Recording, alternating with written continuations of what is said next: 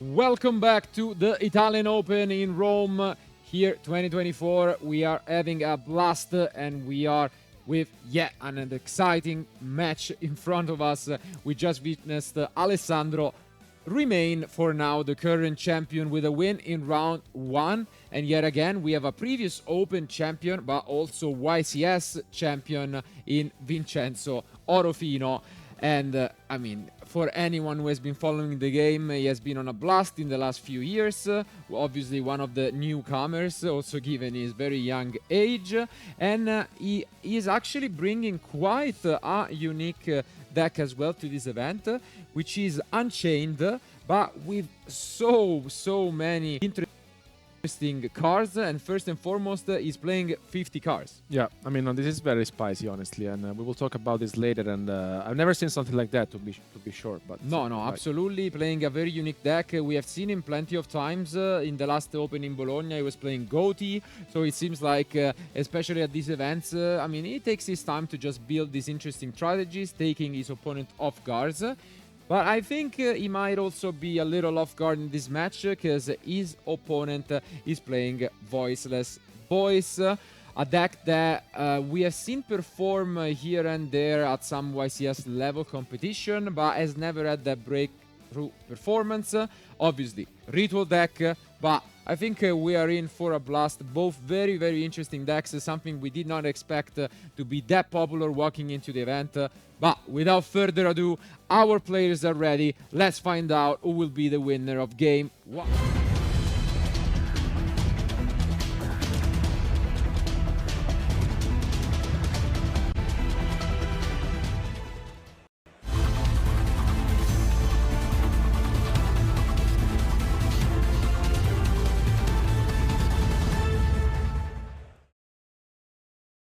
And here they are, Mattia against Vincenzo. Let's see who is gonna win this roll.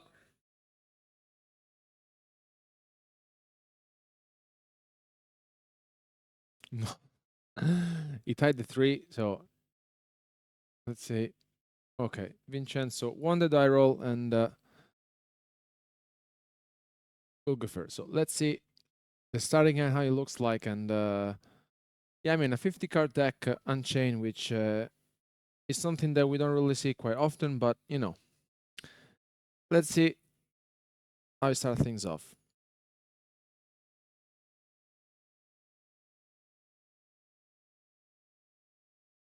Okay, and again, a card we have seen in the previous round. The Beaconing Beast seems like it's a popular choice this weekend.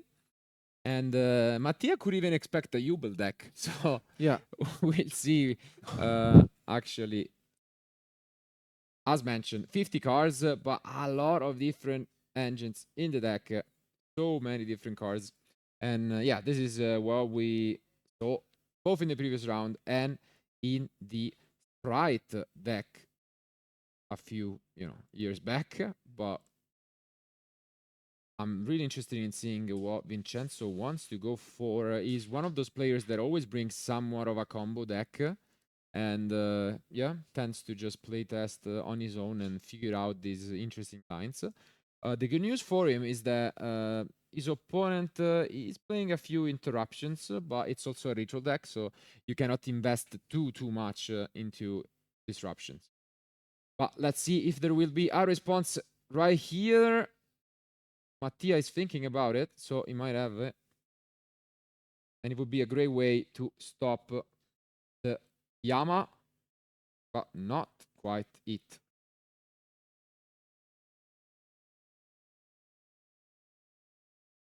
pretty solid from Vincenzo here.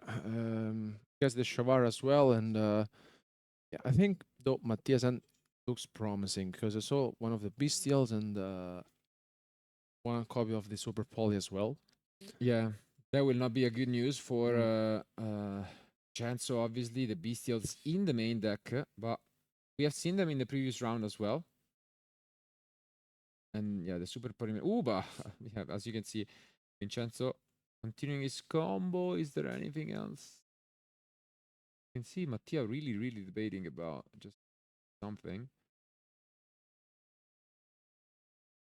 But yeah, for now, plays back on Vincenzo. So his opening strategy can vary quite a bit. He's playing a lot of traps in the deck, as well of obviously the opening with just Appaloosa, the Soul Rage, SP, you know, the usual deal. But yeah, he can be quite flexible with what his end field looks like. So I think he's considering whether to respond, right? Because no, it seems as if okay, let it go. and yeah, here we see the escape. Debating about it. Yeah, it is escape. Obviously, the Unchained deck has fallen in popularity quite a bit ever since Sharbara was limited. But I think it's quite refreshing to see such a deck still up there. So Yeah, especially because like I mean, Vincenzo's deck is very interesting because he's basically maximizing on the best cards in the deck, right? yeah, Prosperity, Talents, and he has 3 Trust as well, so it's very consistent. but something important to mention is that as he has won the die roll, we can reveal that his main deck contains no entraps at all. He only has a lot of power spells for going second, so he does have options, but it's a very bold decision, I would say. Yeah, I mean, it will be very interesting to ask him in person, no, why he decided to go for this, especially because, like, I mean, now it's almost 9 to 12 entraps in the main At deck, least, at yeah. least. So, But I mean, the 50 cards do have a merit in there. Obviously, when you're playing 50, either you play like at least 15 or like it's definitely better to consider, playing these kind of spells like talent, trust, and that's what he went for. But yeah, for now, it's pretty much your usual Unchained combos that we were used to seeing back in September of last year. But now Mattia allowing everything to go through, it seems.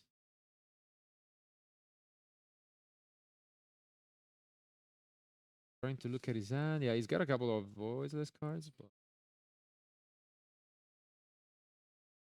if you're not too familiar with the voiceless voice deck, can actually be quite scary where to use your interruptions. And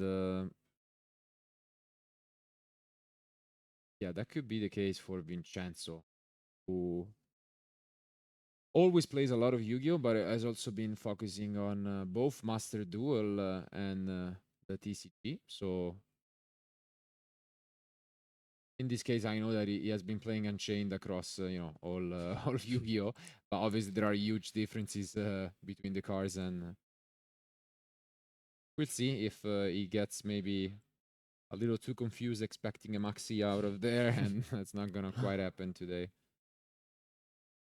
yeah, I mean, he's debating and he's taking his time. Mhm. Maybe he has some other options in the hand as well. I mean, once again, the Super Poly is gonna hurt for sure. Yeah, I think that Yeah. that can cut him. Yeah, can catch him quite off guard. But yeah, it's one of those cards that we have seen in the main deck. But I think it also makes sense for Voiceless to play a card like Super Poly, right? Because the deck is consistent with the law as well. It's just, like let's say the standard, combo that you put up on the field, and the Super Poly gives you a very nice addition to the deck. And here we see the Sharvara over and over being recycled. He is obviously you need to play and try to play around Nibiru if you can in this event. It's a very popular choice in a lot of the Snake Eye decks, but it seems like at the moment Vincenzo decided to go for it. He doesn't believe his opponent has many responses at the moment. Going quite deep combo. And yeah, here we can see the usual line. This is quite annoying for his opponent, as effects that special summon are negated. This is potentially really good against the ritual spells. Yeah. So this is a way to shut down the deck, and yeah, just gives you a lot of advantage. And yeah, solid opening. Nothing too spectacular, but I think it's pretty good for Vincenzo, and seems like play will be back to his opponent soon. Yeah, I mean, like this kind of lineup is with the DDD we have seen a lot of times over the last year, and yeah, I mean it's consistent. We have to see whether Mattia now can deal with this, especially because Voiceless Oof. needs. And very unfortunate. Ash, a 6-card top deck. Never happy to see that. Yeah. I mean, the DDD is usually quite annoying, especially when you cannot super poly it. But yeah, right here we see the solid start with Saphira. Vincenzo thinking about it, I think his opponent is explaining the effect to it. It's similar to all cards where you can pretty much search your deck for a ritual monster. And yeah, it's actually quite nice because it's both works as a searcher but as a ritual spell kind of effect. The issue is that he needs to find a way to fight back from these DDD XY monster. And yeah, Soravis is nice for anyone not knowing the card. It's kind of like a protection from targeting effects. And with the Diviner, okay, this opening is solid. So for sure, Vincenzo is happy that he won the die roll, because this hand would have been really good from the Voiceless player. But going second, it gets significantly tougher. Yeah, especially because he doesn't seem as he has much going on. The Diviner maybe may help a little bit.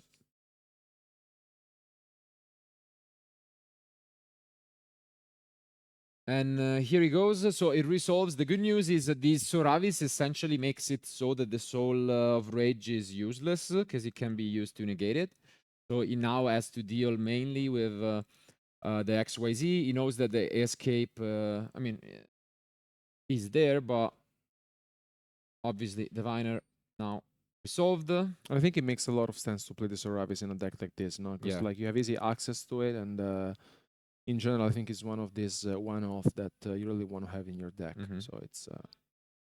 And this Trials is an interesting card. It's a one-off in the deck because you can send it easily. Essentially, what it does, it also allows you to play around some effects, because you can tribute, up to 3 fairy monsters, but even just one, and summon it back from grave. And then it has additional effects, but even now you can use it. And obviously, Vincenzo has 2 negations because his XYZ is now once per turn. He can essentially stop 2 summons. But he needs to be careful because he doesn't have a whole much outside of that.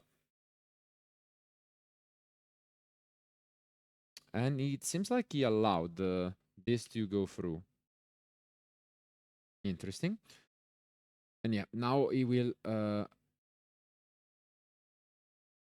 fight back. Is there a response from his opponent?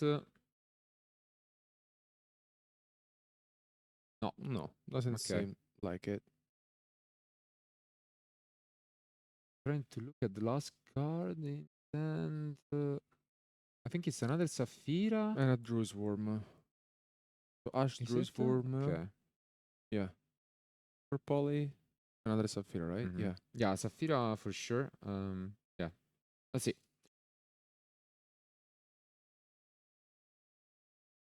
He has the option to use it in the effect. He's checking his Soravis to see whether it can be used to negate, but yeah, it's only for targeting effects. Not easy. No, not easy, but not impossible. He's just trying to find a line to force out Vincenzo, which is known to be a player that really likes to keep his interactions there. And yeah, this is the bold, I guess, in a way, decision from Mattia, but he pulls the trigger and does go for this play. Typhon hits the field.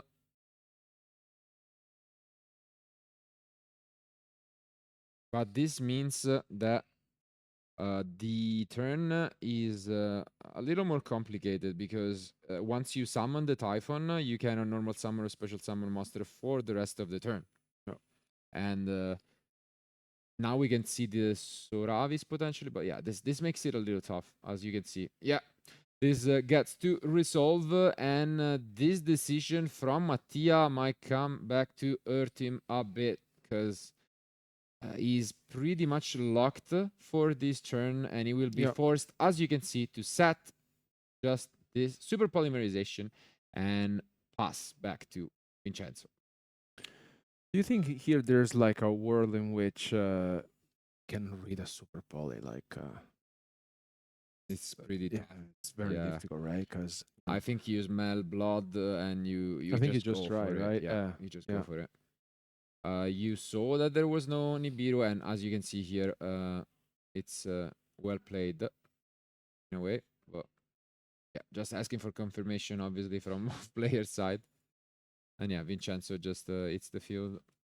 A little bit of a confusion, but if he could not read it now, he knows what the face down was, unfortunately. I think there was a little bit of a misunderstanding. He thought that the Sharvara could destroy his face down, which would make the card even more insane than it is. But yeah, now unfortunately he knows. And as you can see, he picks up his cards, and it is Vincenzo who wins game 1. Well, what could we say?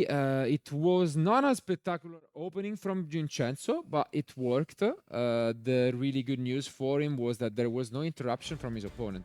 That's the reality. That's the point, because basically I started things off with the Super Poly, which would have been good, but his card was Ash Blossom, so I mean it would have helped him out a lot. But yeah, I mean in general, I think Vincenzo showed us what the DDD deck with a, let's say, decent hand can do.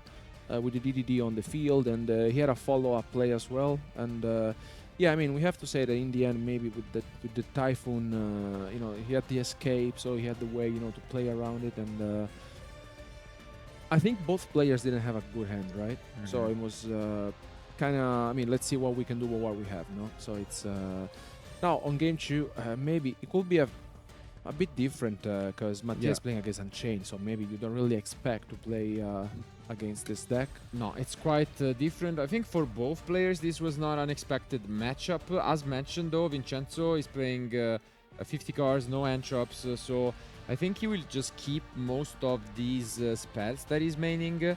And from the side deck, I don't really see many options. So we might even get to a point where he just keeps the main deck 50 and just goes with it. On the other end, though, the situation is quite the opposite. When you go first with the Voiceless deck, you just want to, again, keep the deck as consistent as possible. And I think, again, maybe the Cosmics could be good, even if they go first. But we could see totally a situation where these duelists almost keep the exact same main decks as game 1. Yeah, because the decks are just built to go first and second. And Vincenzo just happened to win the die roll, and not needing that much to win, so that's great news for him. But again, we want to see some ritual action, and once he goes first, he should be allowed to amass a pretty decent field. The Soravis can be quite annoying. The only concern is that this super polymerization is now known. And again, Vincenzo, really experienced player. Yeah, I guess it could be a double-edged sword, because in a way, you know that the super poly is there, so you want to play around it. But maybe there are also situations in which you play too much around it and end up, playing yourself. But yeah, it's definitely interesting to see now that the knowledge is there, how Vincenzo will try to, fight back once the field from his opponent is amassed. But I think our duelists are almost ready with their side decks, so let's find out who will be the winner of game 2.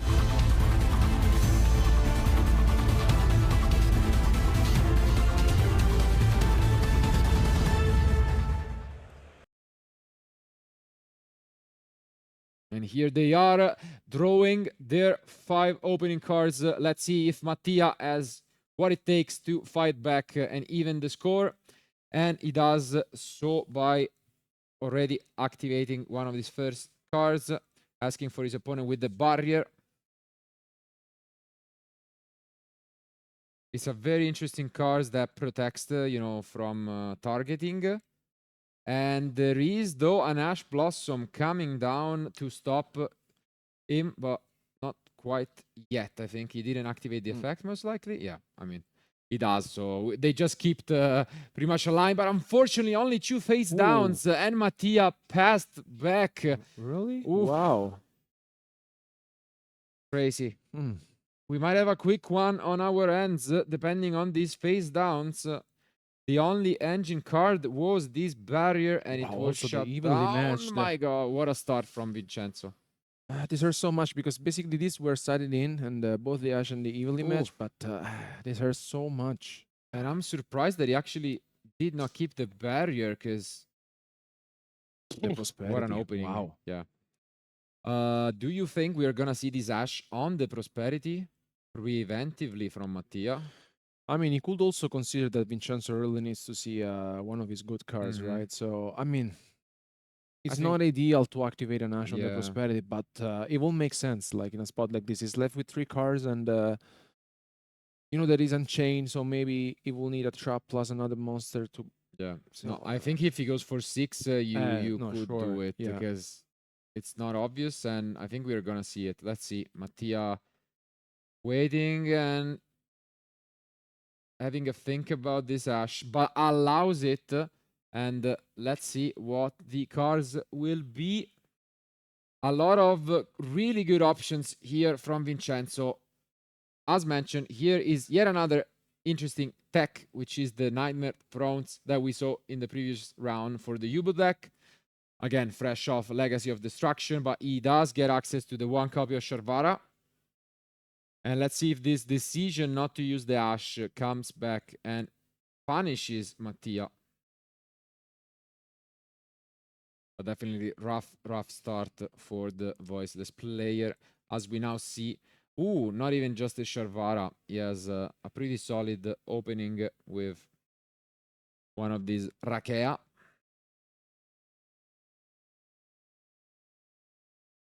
What do you think the face down could be? Is maybe an impermanence? I think maybe an impermanence, something like that. Yeah. And it is impermanence. So you can use the Sharvara if you want to play around it, but yeah, this is exactly what's gonna happen. Sharvara used, no response from Mattia, which knew about the Sharvara, and Vincenzo's left with 1 card in hand, right? Yeah, and this is so much advantage, as you can see here. Vincenzo figuring out the chain links and using escape as chain link 2, seems. Yeah. Does he have Ash? Okay. I mean, doesn't change much. You still get to summon off the Rokea.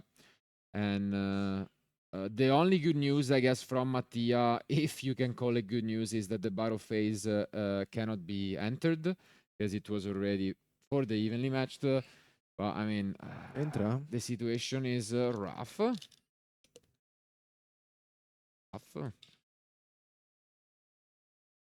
He's just thinking about going straight into the DDD and passing, maybe. That would make sense, right? I mean, your opponent is left with 1 card. It's and he can get 2, but no. Instead, changes his mind at the last second. Does go for the link summon of Yama.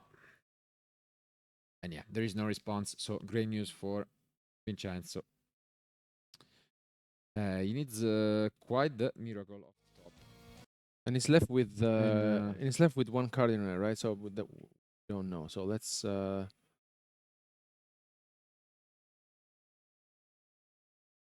see what he decides to go for, but looks very promising for Vincenzo.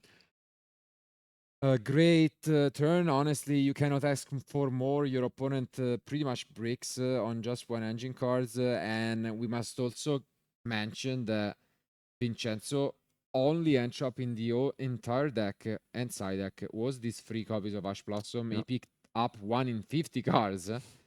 So, I mean, luck was a little bit on his side. And yeah, seems like that was enough to stop his opponent. And sometimes that's just how it is.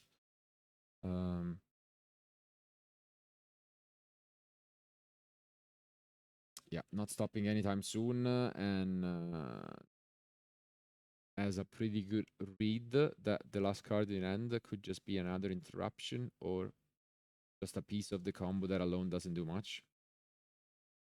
As you can see here, Vincenzo is the driving seat, goes for the Soul of Rage, just like in the previous game. You have Trust as well? One of the spell. It's a spell for sure. I can't quite tell which one it is, but impressive opening. Yeah. And maybe, yeah, I mean, obviously, tough to judge the deck with such a situation, but Yeah.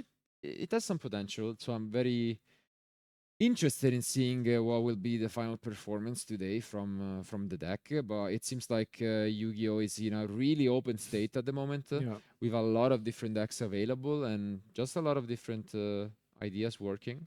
So Yeah, I mean, the deck seems consistent and also like the newest edition with Leagues of Destruction. I think they are making a lot of sense, right? So it's and yeah, essentially going for the DD with some additional steps. Oh, and an Ash Blossom off the top just seals the game. Quick 2-0 victory from Vincenzo. What a match it was for the YCS champion. Let's go back to us for the post-match discussion. Yeah, I mean, sometimes that's just how it goes. Not the smoothest of rounds for his opponent, Mattia. You gotta feel bad for him. Didn't really get to play the game in the second duel when he just opened the barrier. It got stopped by the Ash Blossom, and the rest of his end was just, interruptions. Not much going on. And Vincenzo is obviously gonna take his chances when he smells weakness. But overall, obviously, game one is the one where we got to see a little bit more of action. It seems like there was a turning point, but overall, that super polymerization, which we thought could be really good, probably not intentionally, but Vincenzo played around it really well, and I think he could get punished a lot by it. And I mean, that just shows that it's a very good experienced player. 2-0 now. Looking good to just advance, keep going on. But as a final reminder again, we are here in Rome, 494 players. We're gonna play 9 rounds today to crown the second Italian Open winner of the year. And yeah, we still have a long way ahead of us, a lot of exciting matches coming up. But before we do, we are gonna go on a short break, and we'll be back with Vincenzo, the winner of round 2, for an interview. Keep watching.